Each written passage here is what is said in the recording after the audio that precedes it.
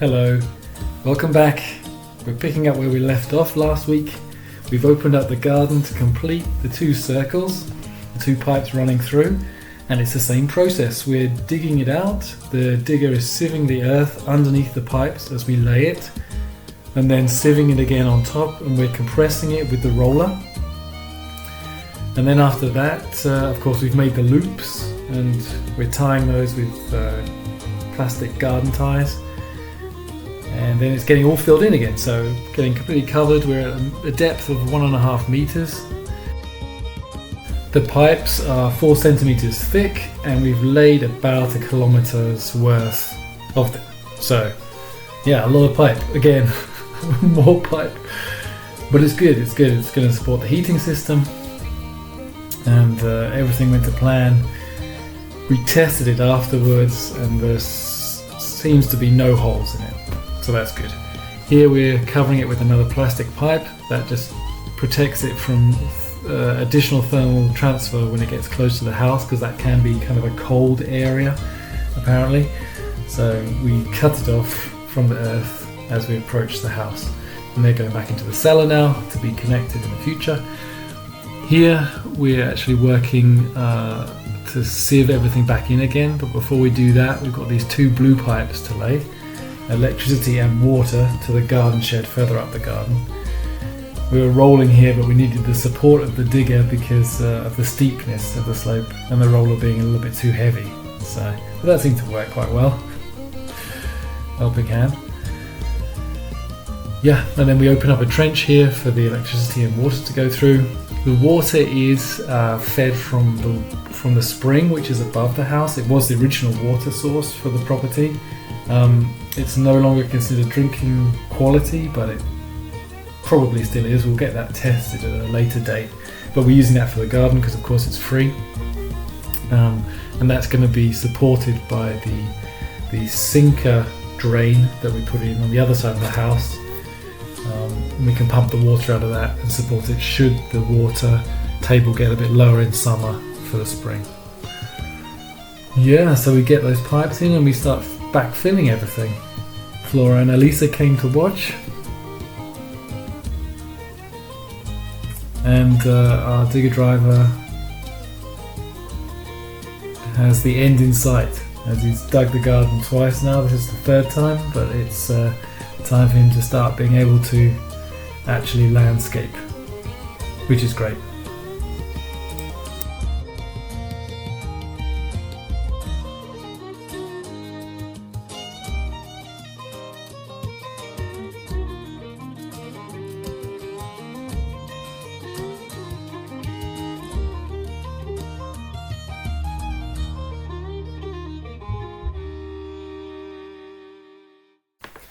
So our driver working hard to fill everything in. You can see the 2 different coloured tapes there for electricity and water.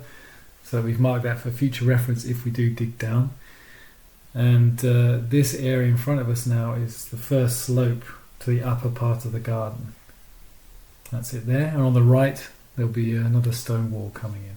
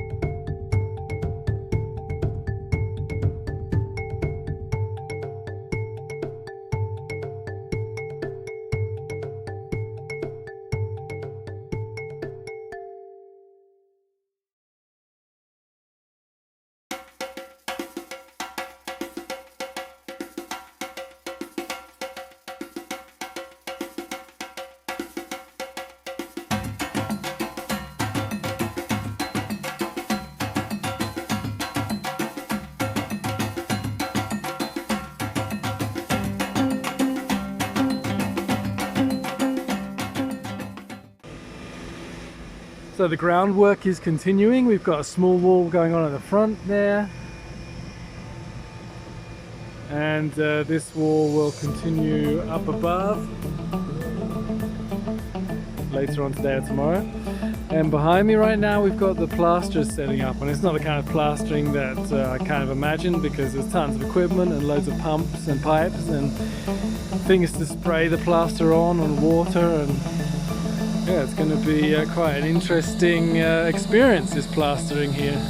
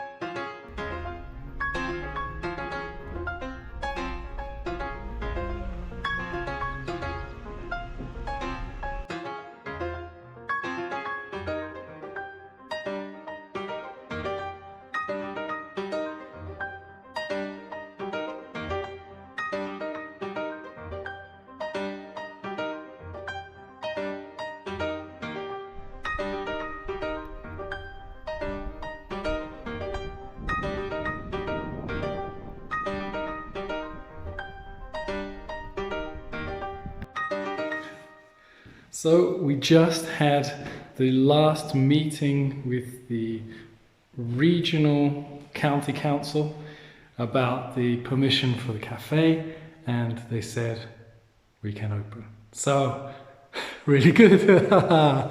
So we're getting stuck in now, like with nothing else to stop us, really, as long as the money doesn't run out and, you know, nothing else changes.